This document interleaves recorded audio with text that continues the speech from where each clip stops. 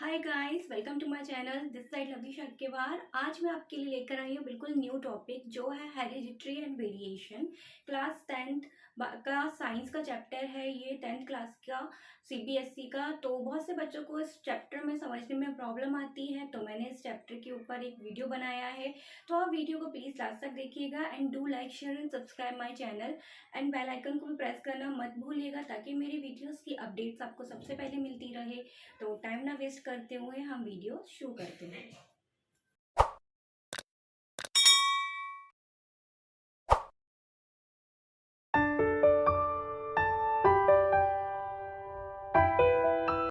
Hello guys, welcome to my channel. This side Lavi Shakkewar. आज मैं आपको बताऊंगी एक बिल्कुल न्यू टॉपिक जो 10th class CBSE 10th class का टॉपिक है, हेरिडिटरी।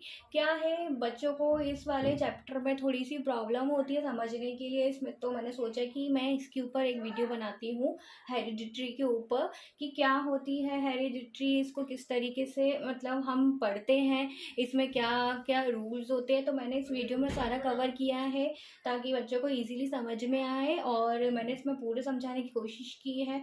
यदि आपको अच्छा लगता है तो मेरे चैनल को लाइक शेयर एंड सब्सक्राइब करना मत भूलिएगा। ठीक है, चलो तो हम स्टार्ट करते हैं। हेरिडिटरी होता क्या है? हेरिडिटरी जो है वो क्या होता है कि ना, जो हमारे कैरेक्टर्स होते हैं हेरिडिटरी में, मतलब कि पेरेंट्स से टू देयर ऑफस्प्रिंग किस तरीके से ट्रांसफर होते हैं, यही हेरिडिटरी कहलाती है।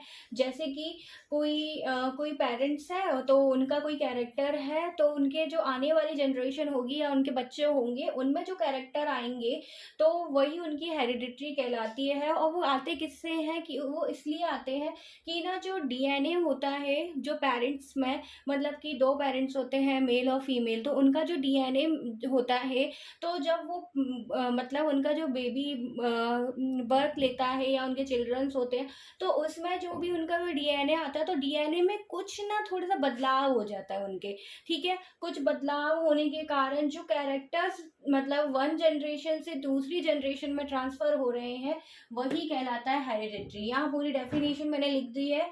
Hereditary is the sum of biological process by which particular character are transmitted from parents to their offspring. ठीक है, यही हेरिडिटरी होती है जिसमें कुछ पर्टिकुलर कैरेक्टर्स क्या होते हैं, पेरेंट्स से उनके ऑफस्प्रिंग में ट्रांसफर होते हैं। ठीक है, हम, और ये हर किसी में होता है। हम ह्यूमन बींग्स में हैं, जो भी रिप्रोड्यूस कर रहा है, रिप्रोडक्शन जिसमें भी हो रहा है लिविंग ऑर्गेनिज्म में, ठीक है, वो एसेक्सुअली हो या सेक्सुअली हो। ठीक है, फिर वो एनिमल्स में हो या बर्ड्स में हो या फिर क्या प्लांट्स में हो या हम ह्यूमन बींग्स में हो, किसी में भी हो। ठीक है, तो उनमें जब रिप्रोडक्शन होता है तो पेरेंट्स से उनके कैरेक्टर्स, कुछ कैरेक्टर्स उनके ऑफस्प्रिंग में ट्रांसफर हो जाते हैं। ठीक है, उसी को हेरिडिटरी कहलाते हैं। ठीक है, वही हेरिडिटरी कहलाती है। ठीक है, हेरिडिटरी के बाद वेरिएशंस क्या होता है, ये टर्म्स भी आपको बहुत सुनने मिलेगी इस वाले चैप्टर में। वेरिएशन क्या होता है?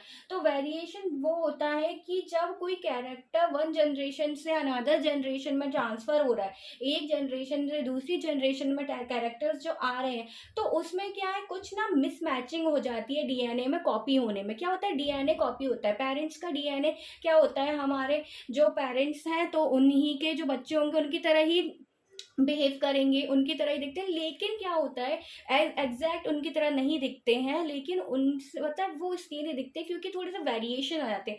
जैसे कि हमारे पेरेंट्स का कलर, मम्मी पापा का कलर जैसे कि ब्लैक है हेयर्स का, तो कुछ जनरेशन के बाद जब वो देखा जाएगा तो उनके जो बच्चे हैं उनके हेयर का कलर ब्राउन हो जाता है या आई बॉल का कलर चेंज हो जाता है। ठीक है, इस तरीके से जो भी वेरिएशन या चेंजेस देखने को मिलते हैं तो वो किस वजह से मिलते हैं, किस लिए होता है। तो क्या होता है, जो डीएनए होता है उसमें कुछ चेंजेस हो जाती है, उसकी सीक्वेंसिंग में चेंजेस हो जाते हैं।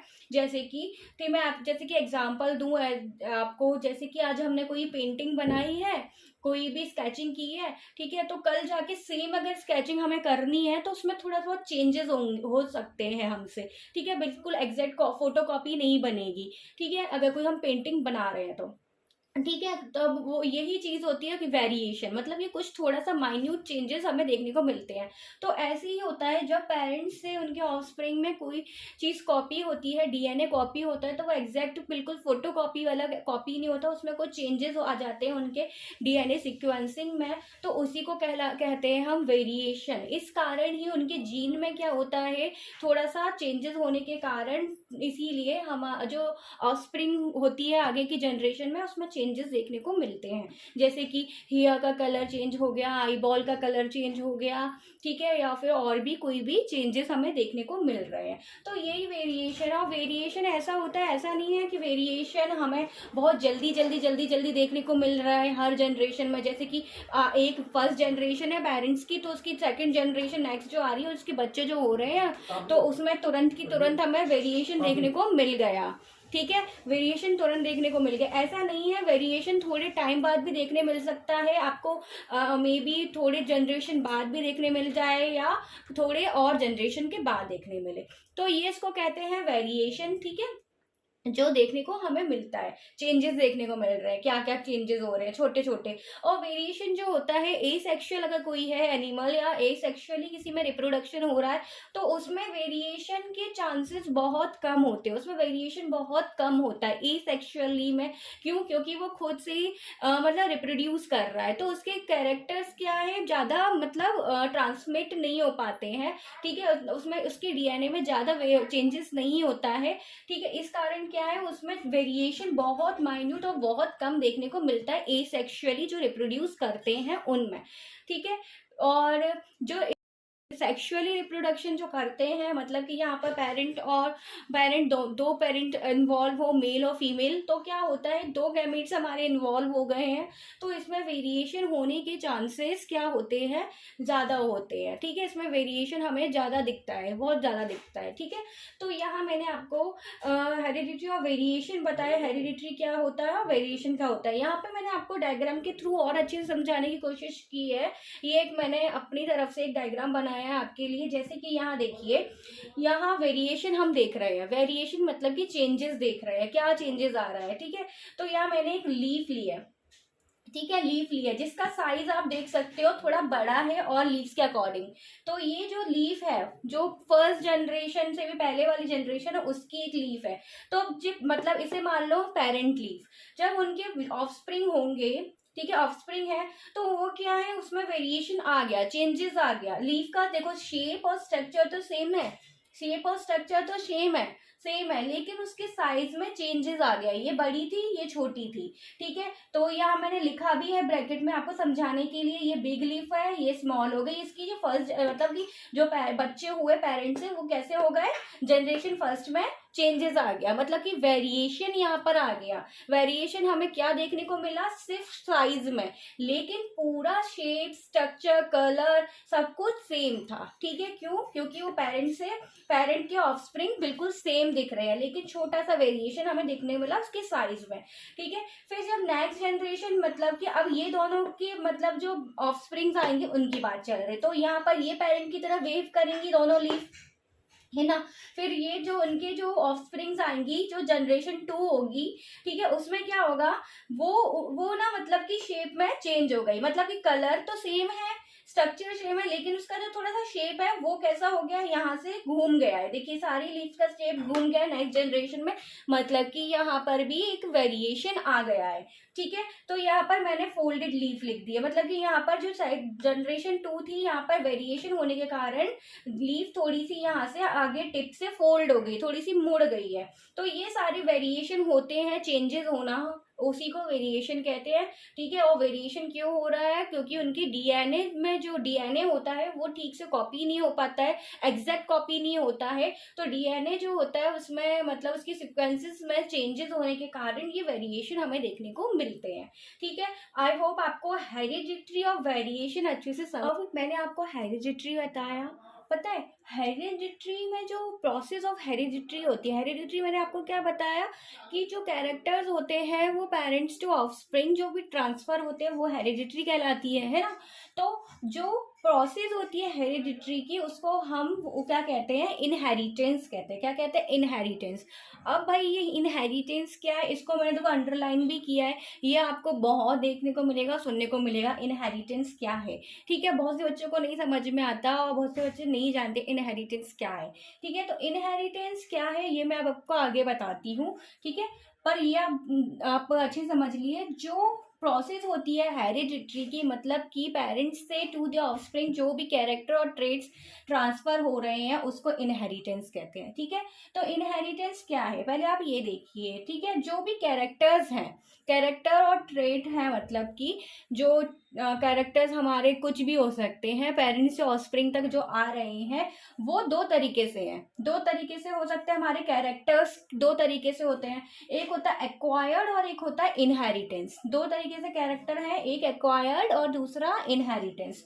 तो एक्वायर्ड में क्या होता है, एक्वायर्ड ट्रेट्स और कैरेक्टर वो होते हैं जब कोई बेबी या बच्चा अपने मतलब बर्थ ले लेता है, बर्थ लेने के बाद जब बच्चा अपनी थ्रू आउट लाइफ में कुछ भी चीज एक्वायर्ड कर रहा है या सीख रहा है थ्रू आउट लाइफ, या तो फिर वो बचपन से क्या है वो पेट से सीख कर नहीं आया है ना, जब उसने बर्थ लिया बर्थ से वो चीजें सीख रहा है, जैसे कि बोलना सीख रहा है, चलना सीख रहा है, या और कुछ चीज देख रहा है तो वो उससे कुछ चीज सीख रहा है, या डांस सीख रहा है, या कुछ भी चीज न्यू सीख रहा है। ठीक है, थ्रू आउट देयर लाइफ, वो कहते हैं इसके एक्वायर्ड कैरेक्टर और एक्वायर्ड ट्रेड्स। ठीक है, उसको एक्वायर्ड ट्रेड्स कहेंगे। लेकिन इनहेरिटेंस और इनहेरिटेंस ट्रेड्स क्या होते हैं और कैरेक्टर क्या होते हैं।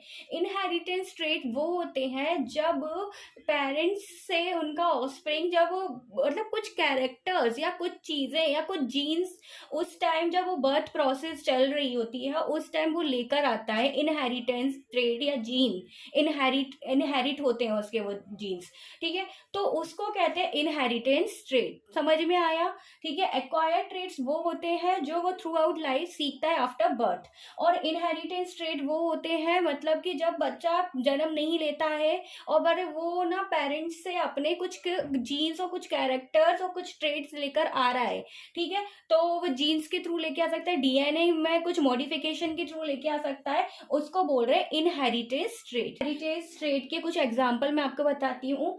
जैसे इनहेरिटेज ट्रेट के एग्जाम्पल हो गए कि अगर मम्मी पापा के बाल मतलब स्ट्रेट है और काले हैं, ठीक है, तो अब जब बच्चा उनका मतलब ऑफस्प्रिंग होगा, उनका बेबी होगा, तो वो भी सेम इनहेरिट जीन्स लेकर आएगा, डीएनए में उसके मतलब मॉडिफिकेशन नहीं होगा, उसके भी मतलब कि जो कैरेक्टर्स के पापा के थे, मम्मी पापा मम्मी के थे, वही सेम वो लेकर आ रहा है, इनहेरिट करते हुए लेकर आ रहा है। तो उसके भी बाल कैसे हैं, स्ट्रेट और ब्लैक। ठीक है, ऐसी फॉर एग्जाम्पल दूसरा एग्जाम्पल ले लो, आंखों का कलर काला है मम्मी पापा का, तो उसके बच्चों का कलर भी काला ही है। ठीक है, तो ये इनहेरिटेज ट्रेड है। अब आई होप आपको क्लियर हो गया हो। अब यहाँ पर मैं आपको इनहेरिटेज और एक्वायर्ड ट्रेड्स पूरा डिटेल में बता रही हूँ डेफिनेशन के साथ। ठीक है, तो इनहेरिटेज ट्रेड क्या होते हैं, जो कि पेरेंट्स से ऑफस्प्रिंग में ट्रांसफर होते हैं। ठीक है, और ये ऐसे ट्रेड होते हैं जैसे कि स्किन का कलर है, आई बॉल का कलर है, जो हमारे पेरेंट्स का ही एज इट इज हमारे में ट्रांसफर हो रहा है, तो वो इनहेरिटेंट ट्रेड कहलाते हैं। ठीक है, तो यहाँ पर देखिए मैं डेफिनेशन लिखी हुई है, inherited character are transfer from parents to the offspring.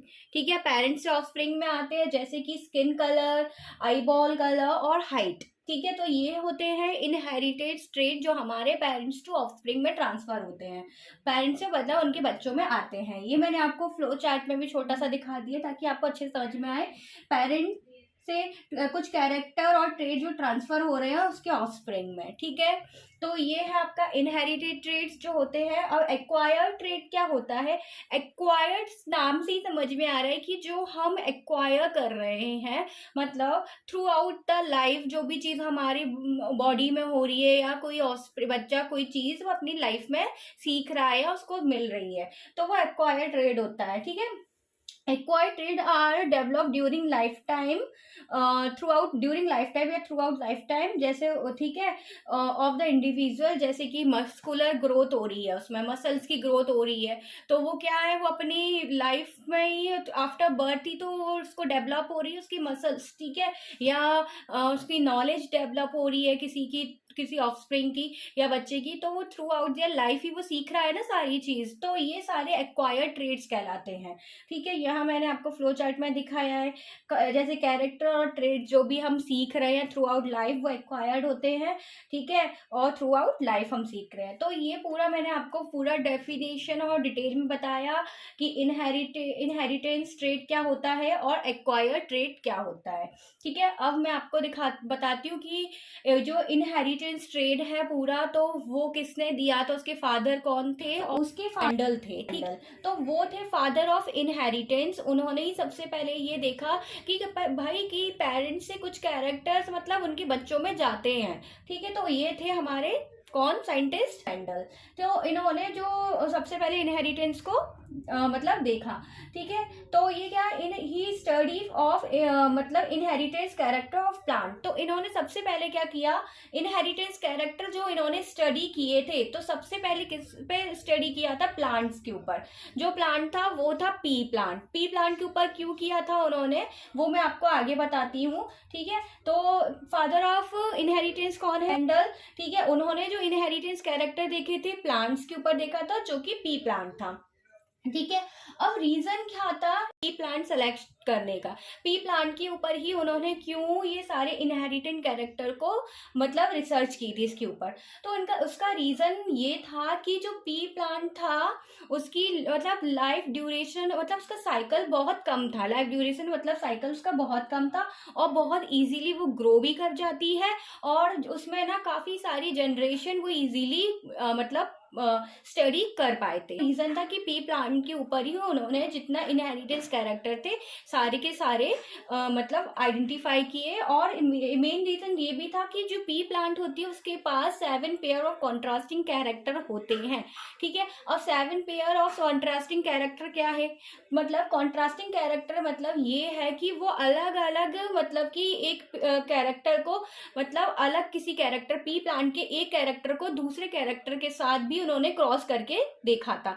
जैसे कि अगर कोई ग्रीन पी प्लांट है, ग्रीन उसकी सीड है, तो उसको ना थोड़ी सी मतलब येलोइश सीड के साथ उन्होंने मतलब क्रॉस किया था, ठीक है। तो उसके पास ऐसे 7 पेयर ऑफ कंट्रास्टिंग कैरेक्टर होते हैं पी प्लांट के पास, ठीक है। तो ये रीजन के कारण उन्होंने पी प्लांट को सिलेक्ट किया था, क्योंकि पी प्लांट में सबसे पहले तो उसकी जो जनरेशन लाइफ होती है वो बहुत शॉर्ट होती है, ताकि वो शॉर्ट होने के कारण मेंडल ने उनकी काफी जनरेशन पी प्लांट के ऊपर स्टडी कर सकते थे, ठीक है। दूसरा है वो इजीली ग्रो कर जाती है, और तीसरा क्या है उसके पास 7 पेयर ऑफ कंट्रास्टिंग कैरेक्टर होते हैं, इसी प्लांट को सिलेक्ट किया, ठीक है। और ये मैंने यहाँ पर एक पी प्लांट का डायग्राम दिखाया है, ठीक है, ताकि आपको पता चले कि मेंडल ने पी प्लांट के ऊपर इनहेरिटेंस कैरेक्टर को सबसे पहले आइडेंटिफाई किया था, ठीक है। अब यहाँ पर मैं आपको पूरा एक फ्लो चार्ट दिखाई हूँ, 7 पेयर ऑफ कंट्रास्टिंग कैरेक्टर क्या क्या थे पी प्लांट के, जो मेंडल ने पी प्लांट को सिलेक्ट किया था, उसका क्या रीजन था, ठीक है। तो ये 7 पेयर ऑफ कंट्रास्टिंग कैरेक्टर क्या है, यहाँ मैंने सारे कैरेक्टर और ट्रेड्स लिखे हुए, क्या क्या सारे कैरेक्टर्स थे, ठीक है। और यहाँ पर डोमिनेंट और रिसेसिव जो बता थे, डोमिनेंट और रिसेसिव मैं आपको आगे बताऊंगी क्या होता है कौन नहीं होता डिटेल में, ठीक है। तो डोमिनेंट और रिसेसिव क्या क्या कैरेक्टर थे, 7 पेयर्स, ये मैंने पूरे कैरेक्टर्स इसमें दिखाए हैं जो किस आधार पे थे, ठीक है। तो शेप ऑफ द सीड, कि सीड का शेप क्या था, ये फर्स्ट कैरेक्टर है। सेकंड कैरेक्टर क्या है, कलर ऑफ द सीड है, सीड्स है। फिर कलर ऑफ पॉड है, पॉड्स मतलब कि जो पी होती है ना, पी जो मटर होती है, मटर के ऊपर जो मटर जिसके अंदर पूरी भरी हुई होती है उसके दाने, वो पॉड्स कहलाता है, ठीक है। तो उसका कलर कैसा है, शेप ऑफ पॉड, उसका शेप कैसा है, प्लांट की कितनी हाइट है क्या नहीं है, तो ये भी इसका कैरेक्टर है। फिर नेक्स्ट कैरेक्टर है पोजीशन ऑफ फ्लावर्स है। फिर लास्ट जो कैरेक्टर है कि फ्लावर का कलर क्या है। तो ये पूरे 7 पेयर ऑफ कॉन्ट्रास्टिंग कैरेक्टर्स थे जो मेंडल ने पी प्लांट्स में देखे थे, ठीक है। इसीलिए यही रीजन था कि पी प्लांट मेंडल ने सिलेक्ट की for their inheritance character of study. ठीक है, उसके डोमिनेंट और रिसेसिव क्या क्या कैरेक्टर थे। ठीक है, डोमिनेंट और रिसेसिव मैं आपको आगे बताती हूँ। ठीक है, आगे अपनी और उसमें तो डोमिनेंट क्या है, राउंड, और रिसेसिव क्या है, मतलब कि शेप ऑफ सीट जो थी वो थी कैसी थी, राउंड थी डोमिनेंट में, और रिसेसिव में रिंकल्ड। फिर कलर ऑफ सीट कैसा है, येलो और ग्रीन। फिर आपका कलर ऑफ पॉट कैसा है, डोमिनेंट में आपका ग्रीन है और रिसेसिव में आपका येलो है। फिर आपका प्लांट हाइट कैसी है, डोमिनेंट मतलब टॉल है और रिसेसिव में आपकी शॉर्ट है। फिर आपका पोजीशन ऑफ फ्लावर क्या है, वो है all flower at flower junction. ठीक है, और जो वो डोमिनेंट में, और रिसेसिव में क्या है आपका at tip of the branch होती है उसकी टिप पर। ठीक है, फिर लास्ट है कलर क्या है आपका, तो डोमिनेंट में आपका कलर है पर्पल और रिसेसिव में है वाइट। ठीक है, तो ये पूरे 7 पेयर कॉन्ट्रास्टिंग कैरेक्टर मैंने पी प्लांट्स के बताए। ठीक है, जो डोमिनेंट और रिसेसिव क्या क्या रही हो, डोमिनेंट और रिसेसिव ट्रेट क्या होता है। तो डोमिनेंट ट्रेट और कैरेक्टर वो होता है जिसमें कोई भी कैरेक्टर अपने आप को एक्सप्रेस कर रहा है, मतलब कि अपने आप को उभर के दिखा रहा है। ठीक है, तो वो होता है डोमिनेंट ट्रेट, अपने आप को डोमिनेट कर रहा है। जैसे कि फॉर एग्जांपल, जैसे कि यहाँ मैंने आपको एग्जांपल दिया है, यहाँ पर यहाँ देखिए, यहाँ पर नीचे डायग्राम में यहाँ कैपिटल टी और स्मॉल टी है, कैपिटल टी है और स्मॉल टी है। तो ये टी किसके लिए रिप्रेजेंट करता है, तो टी मैंने यहाँ पे ब्रैकेट में लिखा है, टी रिप्रेजेंट करता है हम हाइट ऑफ अ प्लांट, जो कि क्या है, कैपिटल टी क्या बताती है, वो बताती है कि हमारा ट्री टॉल है, और स्मॉल टी क्या बताता है कि जो भी हमारा प्लांट और ट्री है वो क्या है, शॉर्ट है। तो कैपिटल टी बता रही है मतलब हाइट जो कि टॉल है, और स्मॉल टी बता रही है हाइट जो कि शॉर्ट है। तो यहाँ पर डोमिनेंट क्या हो जाएगा, तो कैपिटल टी स्मॉल टी के ऊपर क्या हो जा रही है, डोमिनेंट हो जा रही है, मतलब कि बड़ी जो हाइट है वो छोटी हाइट पर क्या हो जा रही है, डोमिनेंट हो जा रही है पी के। तो डोमिनेंट वो होता है जो अपने कैरेक्टर को मतलब उभर के दिखाता है और एक्सप्रेस करता है, तो वो डोमिनेंट होता है। ठीक है, इसी तरीके से रिसेसिव ट्रेट क्या होता है, रिसेसिव ट्रेट वो होता है जिसमें मतलब डोमिनेंट कैरेक्टर जो होता है वो ना रिसेसिव कैरेक्टर को बिल्कुल सप्रेस कर लेता है, बिल्कुल दबा लेता है, तो वो रिसेसिव ट्रेट कहलाता है। The trait that exist at the given level but do not show itself, वो अपने आप को शो नहीं कर पाता है। ठीक है, क्यों, क्योंकि डोमिनेंट उसको बिल्कुल सप्रेस कर लेता है। ठीक है, तो ये रिसेसिव होता है। तो यहाँ पर रिसेसिव क्या था, स्मॉल टी रिसेसिव है। ठीक है, तो यहाँ पर कैपिटल टी और स्मॉल टी में से डोमिनेंट हो जाएगा हमारा कैपिटल टी। यहाँ पे देखिए जो टॉल है कैपिटल टी तो डोमिनेंट है, और रिसेसिव क्या है, जो स्मॉल टी है वो शॉर्ट है और वो एक रिसेसिव है। ठीक है, तो यहाँ पर जो कैरेक्टर हमें शो होगा वो होगा सिर्फ टॉल। ठीक है, डोमिनेंट चीज ही हमेशा शो होती है। ठीक है, तो हम उसको ही शो करें, मतलब वही चीज हमें एक्सप्रेस होगी, वही चीज हमें ऑब्जर्व होगी, वही चीज हमको दिखेगी। ठीक है, जो डोमिनेंट होगी, रिसेसिव वाली शो हमें कभी नहीं होती है, वो हमेशा डोमिनेंट से क्या होती है, दब जाती है। तो वो कैरेक्टर कहलाता है रिसेसिव कैरेक्टर। तो यहाँ मैंने आपको यहाँ समझाने के लिए एक छोटा सा ये एग्जाम्पल दिया था डोमिनेंट और रिसेसिव ट्रेट के लिए। तो ये आई होप आपको समझ में आया हो। अब आगे बढ़ने से पहले मैं आपको कुछ इम्पोर्टेंट डेफिनेशन बताना चाहती हूँ जो इस चैप्टर में बहुत इम्पोर्टेंट है। तो सबसे पहले क्या है, एलील। तो एलील की डेफिनेशन क्या होती है और एलील क्या होता है। तो एलील होती है different forms of a gene. ठीक है, तो वही चीज होती है अलग अलग, मतलब कि अलग एक ही जीन्स के अलग अलग डिफरेंट फॉर्म्स, वही चीज कहलाती है एलील। जैसे कि यहाँ डेफिनेशन में भी हम पढ़ लेते हैं, वन और more possible forms of a gene that are found on a same chromosomes, मतलब कि जीन्स के अलग अलग डिफरेंट फॉर्म्स। ठीक है, डिफरेंट फॉर्म्स उसी को हम कहते हैं एलील्स। जैसे कि यहाँ देखिए आप, मैंने यहाँ ब्रैकेट में जो लिखा है कैपिटल टी और स्मॉल टी, ये एक ही जीन के अलग अलग डिफरेंट फॉर्म है। कैपिटल टी और स्मॉल टी क्या रिप्रेजेंट करते हैं, जैसे कि आप यहाँ देखिए कैपिटल टी है और एक स्मॉल टी है। तो टी किसको रिप्रेजेंट करता है, टी रिप्रेजेंट करता है मतलब हाइट को। हाइट ऑफ अ प्लांट को रिप्रेजेंट करता है ना टी, तो ये जो कैपिटल टी है वो मतलब कि टॉल प्लांट को रिप्रेजेंट कर रहा है, और जो स्मॉल टी है वो शॉर्ट प्लांट को रिप्रेजेंट कर रहा है। ठीक है, लेकिन एक ही पेयर मतलब कि एक ही जीन जो है मतलब कि वो किसको रिप्रेजेंट कर रहा है, हाइट को ही तो रिप्रेजेंट कर रहा है, लेकिन दोनों के अलग अलग जीन्स हो गए। इसका मतलब टॉल हो गया, इसका मतलब शॉर्ट हो गया। ठीक है, स्मॉल टी का मतलब शॉर्ट और कैपिटल टी का मतलब लॉन्ग, या फिर उसको बोल सकते हैं टॉल, सॉरी। ठीक है, तो ये दोनों मतलब डिफरेंट डिफरेंट जीन हो गए हैं एक ही क्रोमोसोम्स के ऊपर, तो ये कहलाती है हमारी एलील। एलील।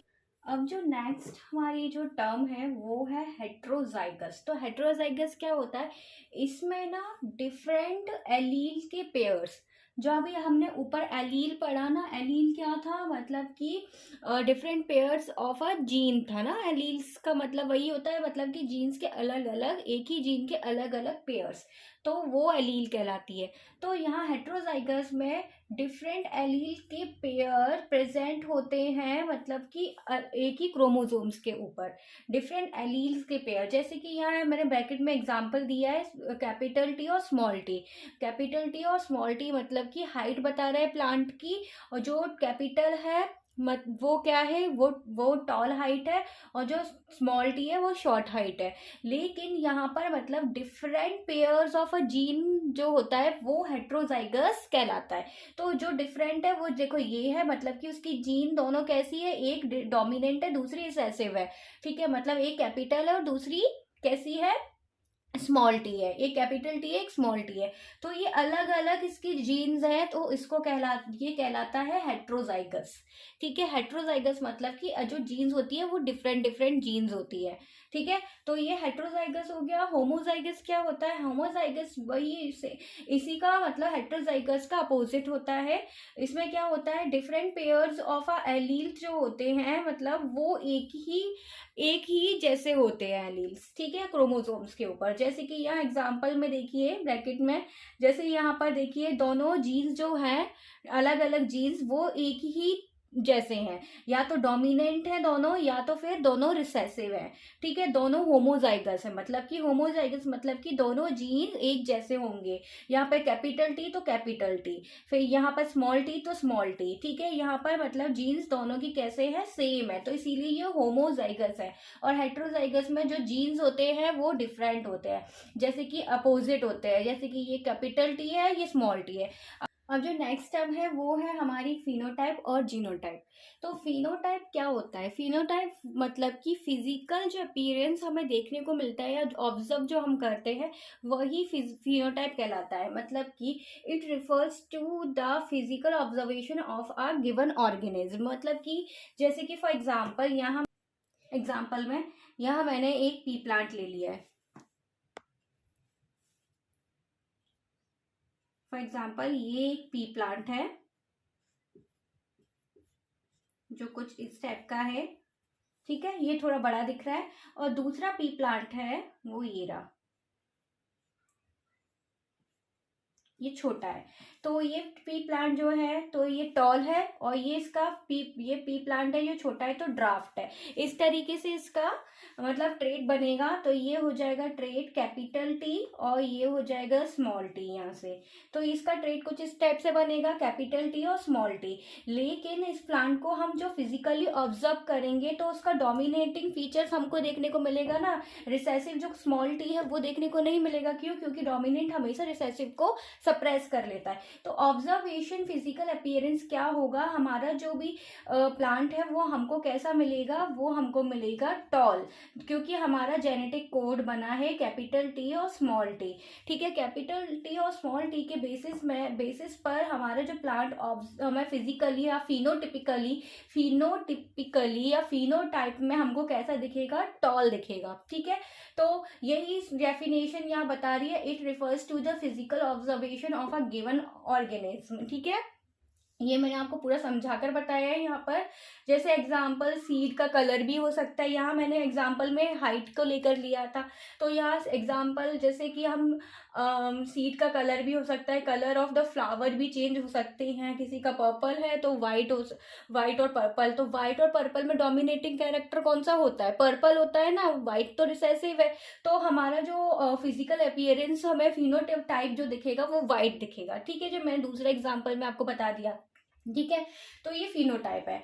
जीनोटाइप क्या होता है? जैसे कि यहीं पर आप ये इसमें देख लीजिए, यहाँ पर मैंने हाइट के अकॉर्डिंग लिया था टॉल, तो कैपिटल टी, स्मॉल है तो स्मॉल टी, ठीक है। ड्राफ्ट मतलब स्मॉल है तो स्मॉल टी, तो इसका जीनोटाइप मतलब ये बना था ना, कैपिटल टी और स्मॉल टी, ठीक है। मतलब यहाँ आप देख लीजिए, यह क्लियर है, कैपिटल टी और स्मॉल टी। तो यही क्या होता है? ये जेनेटिक कोड होता है। तो जेनेटिक कोड जो होता है वही होता है हमारा जीनोटाइप, ठीक है।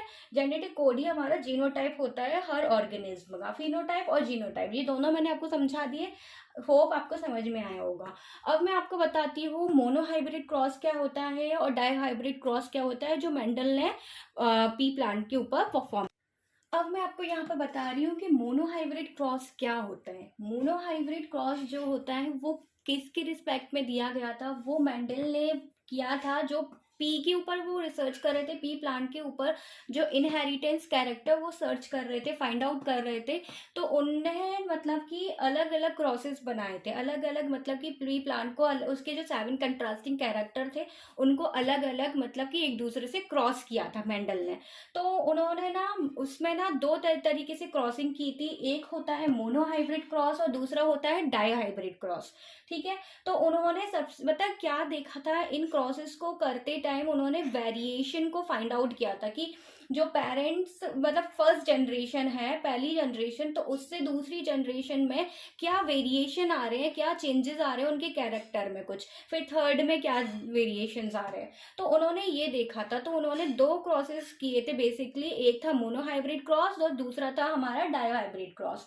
तो मोनोहाइब्रिड क्रॉस नाम से समझ में आ रहा है, मोनो का मतलब होता है एक, तो यहाँ पर सिर्फ उन्होंने सिर्फ एक ही ट्रेड्स को लेकर काम किया था या एक ही कैरेक्टर को लेकर यहाँ पर काम किया था, ये कह सकते हैं, ठीक है। तो मोनोहाइब्रिड या तो वो एक कैरेक्टर मतलब पी प्लांट की हाइट हो सकती है, या एक कैरेक्टर पी प्लांट के पॉट का शेप हो सकता है, या फिर उसके पी प्लांट के कलर, फ्लावर के कलर, या कोई और 7 उसके कैरेक्टर्स थे कॉन्ट्रास्टिंग, उसमें से कुछ भी हो सकता है। लेकिन यहाँ मैं आपको सिर्फ उसकी हाइट को लेके यहाँ मैंने एग्जाम्पल आपको बताया है, तो इसमें कुछ भी इतना टफ नहीं है, थोड़ी सी यहाँ मैथ्स लगनी है तो चुटकियों में ये क्रॉस हम हाल में समझ लेंगे, ठीक है। तो क्या होता है, यहाँ मैंने टॉल मतलब उसकी हाइट को लेकर ही पूरा बताया है यहाँ पर, क्योंकि आगे भी हम वही पढ़ रहे थे हाइट को लेकर ही, ताकि आप कंफ्यूज ना हो, ठीक है। तो मोनोहाइब्रिड क्रॉस क्या होता है, उसकी डेफिनेशन है या, the monohybrid cross is a cross between two organism involving one trait, एक ही ट्रेट को लेकर यहाँ काम चल रहा है, इसीलिए इसको मोनोहाइब्रिड कहते हैं, ठीक है। वन ट्रेट मतलब एक ही कैरेक्टर को लेकर काम चल रहा है, ठीक है। यहाँ मैंने पूरा का पूरा आपको जो उसका मतलब जनरेशन टू जनरेशन इसका क्रॉस जो होता है वो मैंने शो किया है, ठीक है। यहाँ देखिए, यहाँ मैंने ये टी मतलब कि पी प्लांट की हाइट ली है, जो टी मतलब कैपिटल टी और कैपिटल टी बना हुआ है यहाँ, तो इसकी मतलब ये हाइट कैसी है? टॉल, लंबा है ये, ठीक है, लंबा है। फिर इसको मैंने ये क्रॉस किया, मतलब ये जो साइन बना होता है बीच में वो क्रॉस का होता है, मतलब कि इसका मतलब इससे क्रॉस करा रहे हैं हम, ठीक है, रिप्रोडक्शन करा या पॉलिनेशन करा रहे हैं, सॉरी प्लांट्स में पॉलिनेशन होगा, ठीक है। तो इसका जो पॉलिनेशन हो रहा है वो स्मॉल टी से हो रहा है, ठीक है, स्मॉल टी से। वो कैसा स्मॉल टी क्या शो करता है? फिनोटिपिकली ड्राफ्ट, मतलब कि बोना है ये प्लांट, ठीक है। तो उसका क्रॉस जब कराया तो इस कैपिटल टी से जो एक सिंगल टी को यहाँ ले लिया, और इधर से स्मॉल टी से सिंगल स्मॉल टी यहाँ ले लिया, ठीक है। तो जब इसकी फर्स्ट जनरेशन आएगी, जो फर्स्ट पहली जनरेशन आएगी आफ्टर क्रॉस पॉलिनेशन या क्रॉसिंग, तो वो कैसी आएगी? वो आएगी आपकी कैसी? एक इसका कैपिटल टी आ जाएगा, एक इसका स्मॉल टी आ जाएगा, तो आपकी फर्स्ट जनरेशन ये आ गई है, कैपिटल टी और स्मॉल टी, ठीक है, तो ये कैसा हो गया आपका, मैं यहाँ लिख देती हूँ, ये आपका हो गया कैपिटल टी और स्मॉल टी। ये आपका बन गया हेट्रोजाइगस। हेट्रोजाइगस मतलब कि इसके दोनों जो एलील या दोनों जीन्स थे वो कैसे कैसे हैं, अलग अलग है, इसीलिए ये हेट्रोजाइगस ट्रेट आपका बन गया। ठीक है, तो फर्स्ट जनरेशन जो आपकी आएगी वो कैपिटल टी और स्मॉल टी आएगी। तो इसको जब हम अलग अलग लिखेंगे तो इस प्रकार लिखेंगे, कैपिटल टी और स्मॉल टी। ठीक है, ये फर्स्ट जनरेशन हो गई। अब आपकी जो नेक्स्ट जनरेशन आएगी उसको हम इस तरीके से, मतलब कि इस चार्ट के थ्रू हम इस तरीके से बनाते हैं। ठीक है, नेक्स्ट जनरेशन जो जनरेशन 2 होगी, तो यहाँ पर इसको इस तरीके से बनाया जाता है। यहाँ इसका मतलब ये जो था कैपिटल टी और स्मॉल टी, ये जो कैपिटल टी है और ये जो स्मॉल टी है, इसको इस तरीके से बना दिया जाता है। यहाँ और बार फिर से बना के दिखा देती हूँ आपको। ये इसको इस तरीके से बॉक्स में बनाया जाता है। ठीक है, यहाँ पर ये दोनों आए थे कैपिटल टी और यहाँ स्मॉल टी। ठीक है, इस तरीके से, sorry small T, small T, इसको इस तरीके से लिख लिया जाता है। इसी तरीके से यहाँ पर कैपिटल टी और स्मॉल टी। अब जब इसकी जनरेशन 2 हम बनाएंगे, जिसको F2 जनरेशन कहा जाता है, तो बनाएंगे तो हम इसको क्रॉस कैसे करेंगे, कैपिटल टी को कैपिटल टी से करेंगे, कैपिटल टी, तो इसको इस तरीके से लिखेंगे। फिर कैपिटल टी का क्रॉस हम स्मॉल टी से करते हैं, कैपिटल टी का क्रॉस स्मॉल टी से करेंगे, तो ये इस तरीके से लिख जाएगा, है ना। फिर नेक्स्ट जो हम यहाँ पर इसका क्रॉस इससे करेंगे, स्मॉल टी का कैपिटल टी से, तो इसको ऐसे लिख सकते हैं ना हम, कैपिटल टी और स्मॉल टी, है ना, इसको इस तरीके से लिख सकते हैं। फिर इसका क्रॉस इससे करेंगे, दोनों स्मॉल टी हैं तो ये दोनों हमारे स्मॉल टी लिख जाएंगे। लिख गए, वही सेम मैंने इधर बनाया है। ठीक है, वही सेम है ये। तो ये कैसा आ गया हमारा कैपिटल टी मतलब कि ये हमारा जो प्लांट है वो कैसा है, टॉल। फिर यहाँ कैपिटल टी और स्मॉल टी है, मतलब यहाँ ये हेट्रोजाइगस है, दोनों जीन्स दोनों एलिस अलग अलग है, लेकिन यहाँ कैपिटल टी स्मॉल टी को क्या कर लेगा, दबा लेगा, सप्रेस कर लेगा, क्योंकि कैपिटल टी क्या है, डोमिनेंट है। तो यहाँ भी हमारा जो प्लांट होगा वो कैसा होगा, टॉल। कैसा होगा, टॉल। फिर नेक्स्ट जो हमारा ये वाला प्लांट है, ये भी सेम ऐसे ही है, कैपिटल टी और स्मॉल टी, तो ये भी हमारा कैसा हो जाएगा, पी प्लांट, टॉल। कैसा, टॉल। और यहाँ दोनों कैसे हैं, स्मॉल टी और स्मॉल टी, मतलब कि ये छोटे हैं, स्मॉल टी मतलब कि हमारा प्लांट जो है वो छोटा है, ड्वार्फ मतलब बोना है हमारा प्लांट। तो हमारे जो प्लांट जो नेक्स्ट जनरेशन आएगी F2 जनरेशन, उसमें हमारे जो प्लांट हैं मतलब 4 प्लांट्स आएंगे, जिसमें से पी प्लांट हमारे 3 कैसे होंगे, टॉल होंगे, और एक कैसा होगा, शॉर्ट होगा, ड्राफ्ट होगा। ठीक है, तो हमारा क्या फिनोटिपिक जो रिजल्ट आएगा, फिनोटिपिक मैं आपको बता चुकी, मतलब कि फिजिकली जो हम देखते हैं, फिजिकली ऑब्जर्वेशन में हमारा जो पी प्लांट आएगा वो कैसा आएगा, 3:1, 3 ये लिखा हुआ है 3:1। 3:1 क्यों आया, क्योंकि हमारे 3 प्लांट कैसे हैं, टॉल है, हमारे 3 प्लांट्स कैसे हैं, टॉल है, और एक खाली प्लांट कैसा है, छोटा है, ड्राफ है। तो हमारा ये फिनोटिपिक रेशियो हमें जो शो होगा वो 3:1 आएगा। लेकिन अगर इसकी बात करें हम जीनोटिपिक रेशियो की, तो जीनोटिपिक रेशियो हमारा आएगा 1:2:1। ये कैसे आया, जीन कोड के थ्रू कैसे आया, क्योंकि देखो टी कितने हैं, कैपिटल टी और कैपिटल टी कितना है, कैपिटल टी और कैपिटल टी एक ही है, इसीलिए 1 आया। फिर रेशियो लगा दो, और हमारे कैपिटल टी और स्मॉल टी कितने हैं, 2 है ना, capital T small T, capital T small T, इसीलिए यहाँ 2 आ गया। फिर रेशियो लगा दो, फिर ये हमारा जीनोटिपिक बता रही हूँ मैं। फिर हमारा स्मॉल टी कितना है, सिर्फ एक ही है बेचारा, इसीलिए 1 आ गया। इसीलिए जीनोटिपिक जो हमारा रिजल्ट होगा तो वो होगा 1:2:1। ठीक है, तो ये पूरा मोनोहाइब्रिड क्रॉस है जो मैंने आपको यहाँ पर बताया। ठीक है, इसको इस तरीके से ड्रॉ किया जाता है, मेंडल ने इसको इस तरीके से आइडेंटिफाई किया था मोनोहाइब्रिड क्रॉस को।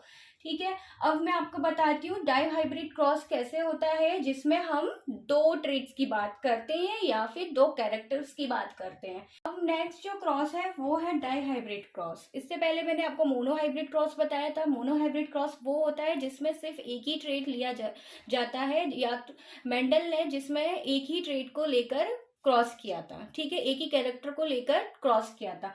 डाई हाइब्रिड क्रॉस में क्या होता है, मेंडल ने क्या किया था, इसमें दो कैरेक्टर्स और ट्रेट को लेके क्रॉस किया था, ठीक है।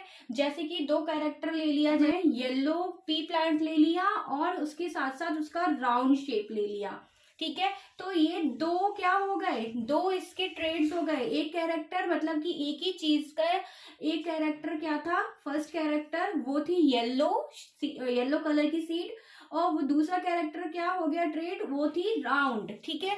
तो दो ट्रेड्स को लेकर जो हम क्रॉस करते हैं या मेंडल ने जो क्रॉस किए थे वो कहलाते हैं डाई हाइब्रिड क्रॉस, ठीक है। तो यहाँ मैं आपको डाई हाइब्रिड क्रॉस का पूरा क्रॉस किस तरीके से किया गया था वो बता रही हूँ। तो इसमें भी थोड़ी सी मैथमेटिक्स यूज होती है, थोड़ा इसको समझना पड़ेगा, ठीक है, तो ध्यान से सुनिएगा। तो यहाँ पर जो मेंडल ने क्रॉस किया था डाई हाइब्रिड में, मतलब कि दो ट्रेड्स लेकर इन्होंने क्रॉस किया था। तो यहाँ पर जैसे कि आप देख सकते हैं येलो और राउंड, कैपिटल वाई और कैपिटल वाई, कैपिटल वाई और कैपिटल आर क्या रिप्रेजेंट कर रहा है, यहाँ पर कैपिटल आर मैंने लिखा है राउंड और कैपिटल वाई क्या है, येलो। तो यहाँ पर मेंडल ने जो सीड ली थी वो कैसी थी, वो येलो थी और राउंड इन शेप थी, ठीक है। तो दो ट्रेड्स हो गए ना, एक येलो हो गया और दूसरा क्या हो गया, राउंड हो गया। तो यहाँ मैंने लिखा भी है येलो और राउंड, ठीक है, इसीलिए इसको हमने कैपिटल रिप्रेजेंट किया है। क्रॉस बनाया, क्रॉस किया था, ठीक है। स्मॉल वाई और स्मॉल आर रिप्रेजेंट, यहाँ क्या रिप्रेजेंट कर रहा है, स्मॉल आर रिंकल्ड और स्मॉल वाई ये ग्रीन। तो वहां पर इन्होंने दूसरी सीट जो ली थी वो कैसी थी, रिंकल्ड थी और ग्रीन थी, ठीक है, सीरीज को स्मॉल वाई और स्मॉल आर से लिखा है। फिर जब इनकी जो F1 जनरेशन आई, यहाँ मैंने डबल उससे वो किया है F1 जनरेशन को, ये पूरी इसकी F1 जनरेशन है। तो जब आएगी तो क्या होगी, वो कैपिटल वाई और small Y, capital R small R, ये आएगी, ठीक है, F1 जनरेशन, जिसमें डोमिनेंट कैरेक्टर शो होंगे, ठीक है। मैंने बताया हमेशा डोमिनेंट कैरेक्टर शो होते हैं और रिसेसिव कैरेक्टर को डोमिनेंट कैरेक्टर क्या कर लेता है, दबा लेता है, सप्रेस कर लेता है। तो यहाँ पर जो हमारा capital Y, small Y, capital R, small R जो आया, तो हमारी सीड कैसी बनेगी F1 जनरेशन में, वो बनेगी राउंड और येलो और राउंड।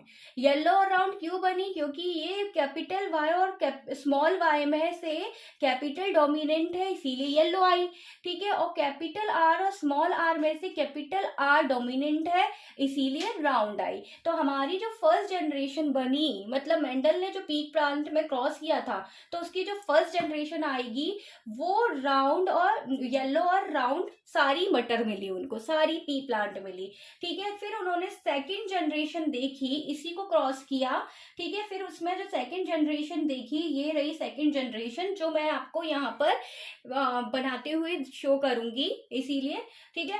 तो हम इसको ना, मतलब इसकी पॉसिबल, इसके अपन वो बना लेंगे पेयर्स, पॉसिबल पेयर जो बनेंगे वो कैपिटल आर और capital Y, capital R small Y, small R, capital Y और स्मॉल आर और स्मॉल वाई, ठीक है। तो इस तरीके से हमने इसको इधर इस तरीके से इसका F2 जनरेशन शो करने के लिए इसको हम इस बॉक्स में इसको बोलते हैं पुनीत बॉक्स, ठीक है। इस बॉक्स में अपन इसको भरते चलेंगे और देखेंगे कि क्या हमारी F2 जनरेशन आई है, या मेंडल ने जो करी थी क्या आई थी F2 जनरेशन। तो ये जो लिखे हैं वही चीज हम यहाँ पर भी इस तरीके से लिख लेंगे, ठीक है। अब हम क्रॉस बनाते चलते हैं, ठीक है। तो यहाँ देखिए, यहाँ हम जो क्रॉसिंग करते हैं उसका पैटर्न होता है, ठीक है।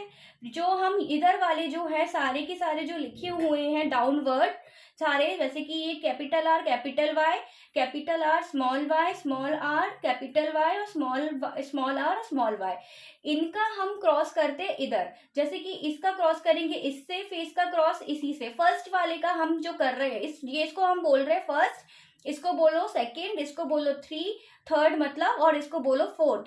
तो हम फर्स्ट वाले का जो वो करेंगे क्रॉस, तो उसका कट चलेंगे, फर्स्ट वाले का पहले इससे करेंगे, फिर फर्स्ट वाले को इससे करेंगे क्रॉस, फिर फर्स्ट वाले को ही इससे करेंगे, फिर फर्स्ट वाले को इससे करेंगे, इस तरीके से हमें करते चलना है, ठीक है।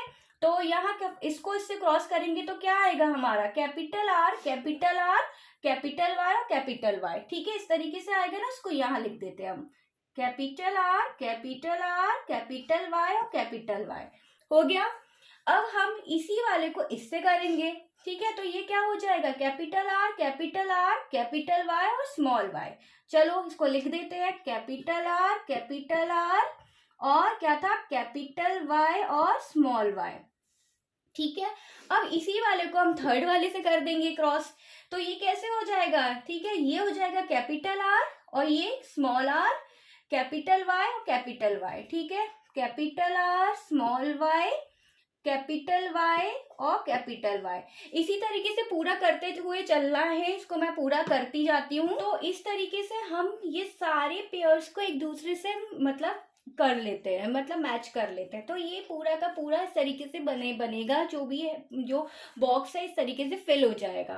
ठीक है, तो अब इसमें हम फिनोटिपिक और जीनोटिपिक रेशियो किस तरीके से देखेंगे। ठीक है, F2 जनरेशन में जो प्रोजेनी आई डबल ट्रेड के लिए, मतलब डाई हाइब्रिड क्रॉस जो बना रहे हैं, तो ये कैपिटल आर और कैपिटल वाई, ये आप देखिए कैपिटल आर है और कैपिटल वाई है, तो ये कैसा है, ये हमारा राउंड और येलो सीड है। ठीक है, राउंड और येलो सीड। तो हम इस पूरे इसमें पुनिट बॉक्स में देखेंगे कि हमारी राउंड और येलो सीड कितनी बनी है। ठीक है, फिनोटिपिक रेशियो तो ऐसे ही देखा जाता है ना, ऑब्जर्वेशन के थ्रू।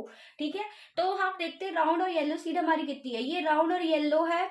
चलो फिर हम दूसरी वाली इसमें देखते हैं, ये कैसी है, ये भी राउंड है और ये कैपिटल वाई और स्मॉल वाई है। तो कैपिटल वाई और स्मॉल वाई में कैपिटल वाई डोमिनेंट है, इसीलिए ये भी राउंड और येलो है।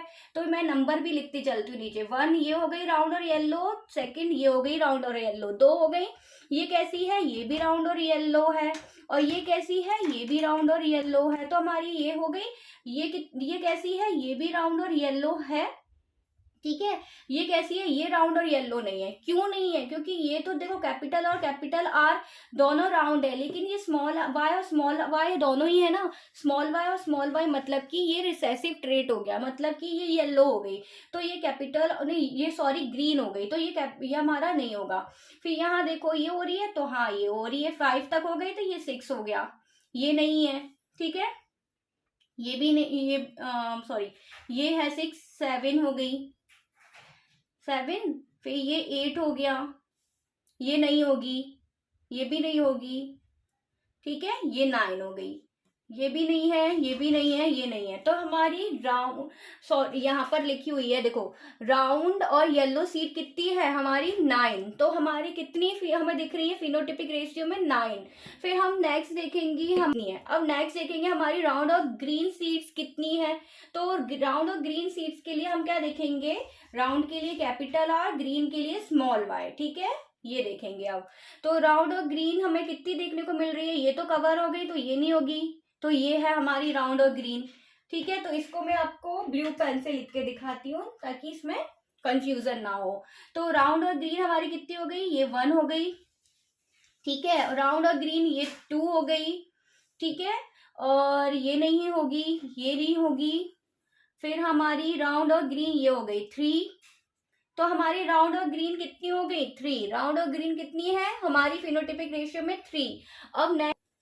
अब हम नेक्स्ट देखेंगे हमारी रिंकल और येलो सीड्स कितनी है। तो रिंकल और येलो के लिए हम क्या देखेंगे, रिंकल के लिए स्मॉल आर आता है और येलो के लिए कैपिटल वाई है ना, ये ना।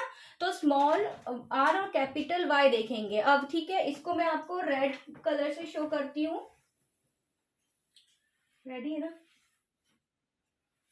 ठीक है, तो अब हम देख रहे हैं रिंकल और येलो। ठीक है, तो जो हम देखेंगे क्या, स्मॉल आर और कैपिटल वाई। तो इसमें हम देखते हैं स्मॉल और कैपिटल वाई कहाँ कहाँ है। स्मॉल और कैपिटल वाई एक ये रहा, मैंने रेड से शो किया है। ठीक है, तो 1 ये रहा, फिर स्मॉल आर और ये वाला हो जाएगा स्मॉल आर और कैपिटल वाई। ठीक है, 2 ये हो गया, और कौन सा हो जाएगा, 3 ये हो गया। तो हमारी जो रिंकल्ड और ग्रीन सीड्स है वो 3 है। ठीक है, तो लास्ट हमारी एक बचेगी, वो कौन, तो रिंकल्ड और ग्रीन सीड्स सिर्फ हमारी कितनी है, सिर्फ 1। ठीक है, ये रही जो 1 लास्ट की जो बची है। तो इस तरीके से हम फिनोटिपिक रेशियो निकालते हैं। तो हमारा फिनोटिपिक रेशियो जो निकलेगा वो क्या है, 9:3:3:1 आएगा, जो मैंने ये लिख दिया है। ये हमारा फिनोटिपिक रेशियो। अब हमारा जीनोटिपिक रेशियो क्या बनेगा इसका, डाइहाइब्रिड क्रॉस का। तो जीनोटिपिक रेशियो आपका जो बनेगा वो मैंने यहाँ लिखा है, वो बनेगा आपका 1:2:2:4:1:2:1:1। ये आपका है जीनोटिपिक रेशियो। ठीक है, तो ये मैंने आपको पूरा डाइहाइब्रिड क्रॉस बताया कि मेंडल ने इस तरीके से 2 ट्रेट्स को लेकर क्रॉस किया था पी प्लांट के ऊपर। ओके, अब यहाँ पर मैंने मेंडल की कुछ समरी बताई है जिसमें अलग अलग लॉज उन्होंने दिए थे, जो क्या कहते हैं, law of dominance, law of independent assortment और लॉ ऑफ सेग्रीगेशन। तो लॉ ऑफ डोमिनेंस क्या होता है, मतलब कि इसमें मेंडल ने ये बताया था कि जो भी ट्रेट्स होते हैं, जैसे कि यहाँ पे देखिए कैपिटल टी और स्मॉल टी है। तो यहाँ पर कैपिटल टी जो टॉल है, ठीक है, मतलब कि टॉल प्लांट है, और स्मॉल टी मतलब कि यहाँ शॉर्ट प्लांट है, मतलब ड्राफ्ट प्लांट है। तो कैपिटल टी मतलब कि टॉल वाले ने ड्राफ्ट को क्या कर लिया, डोमिनेट कर लिया है। ठीक है, और ये क्या है, ये रिसेसिव है, तो हमेशा डोमिनेट रिसेसिव को क्या कर लेता है, कवर अप कर लेता है। ठीक है, या सप्रेस कर लेता है। तो यही उन्होंने बताया था फर्स्ट लॉ में, लॉ ऑफ डोमिनेंस, मतलब कि law of dominance show that some alleles are dominant to recessive and cover up the recessive allele। वही चीज मैं आपको बता रही हूँ। नेक्स्ट लॉ है वो है लॉ ऑफ इंडिपेंडेंट असॉर्टमेंट। इसमें क्या होता है, the allele of gamete receive from one gene do not influence the allele receive to another gene. मतलब कि इसमें ये है कि दो अलग अलग एलील्स होते हैं, तो उसमें क्या होता है, एक एलील दूसरी एलील को, मतलब कि दूसरे जीन को अफेक्ट नहीं कर रही है। जैसे कि अभी हम कर रहे थे ना डाइहाइब्रिड क्रॉस में, उसमें मैंने आपके लिए राउंड और येलो ये लिए थे ना। इसमें देखो ये एलील अलग है, ये अलग है, मतलब कि ये अलग कैरेक्टर शो कर रहा है राउंड का, और ये अलग कैरेक्टर शो कर रहा है येलो का। तो ये राउंड येलो को क्या नहीं कर रहा है, अफेक्ट नहीं कर रहा है, इन्फ्लुएंस नहीं कर रहा है, दूसरे को अफेक्ट नहीं कर रहा है राउंड वाला, या येलो राउंड को नहीं कर रहा है। इसी तरीके से फॉर एग्जाम्पल हमने यहाँ रिंकल्ड और ग्रीन दो ट्रेड्स लिए थे। तो ये दो ट्रेड्स या एलील एक दूसरे को क्या नहीं कर रहे, इफेक्ट नहीं कर रहे, दोनों इंडिपेंडेंटली एसोसिएटेड हैं, अपना अपना काम अलग अलग कर रहे हैं। ये लॉ यही सब बताता है, लॉ ऑफ इंडिपेंडेंट असॉर्टमेंट। ठीक है, क्लियर। अब नेक्स्ट जो लास्ट है वो है लॉ ऑफ सेग्रीगेशन। तो इसमें क्या होता है, an organism have two allele for each gene but they can pass on one. मतलब कि ऑर्गेनिज्म के पास जो भी एलील होते हैं वो 2 पेयर्स में होते हैं ना, पर उसमें से जो आगे जो जनरेशन होती है, F1 जनरेशन या F2 जनरेशन, उसमें सिर्फ एक ही एलील आगे जनरेशन में पास ऑन होता है। जैसे कि यहाँ एग्जाम्पल बता देती हूँ मैं, कैपिटल टी का और स्मॉल टी, ये है, यहाँ से है कैपिटल टी और सॉरी एग्जाम्पल बता देती हूँ मैं, ये कैपिटल टी और कैपिटल टी, ठीक है, और स्मॉल टी। ठीक है, तो ये क्या है, 2 पेयर्स है ना, पेयर में है ना एलील, 2 पेयर में है, लेकिन आगे जब इनकी जनरेशन चलेगी F1 जनरेशन, तो ये सिर्फ अपना एक ही एलील को पास ऑन करेंगे। कैपिटल टी इधर से आ जाएगा तो स्मॉल टी इधर से आ जाएगा। ठीक है, तो ये भी आपको क्लियर हो गया। तो ये सारे क्या थे, मेंडल के लॉ थे जो मैंने आपको यहाँ पर बता दिए। ठीक है, तो ये पूरा का पूरा मैंने आपको चैप्टर पूरा बताया जो 10th क्लास का है। Last chapter hereditary and variation.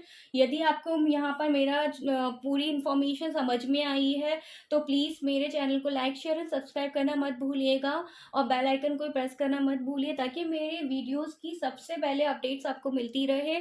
तो आपको मिलती हूँ अपने और अच्छे वीडियो के साथ, तब तक के लिए bye bye, thank you for watching.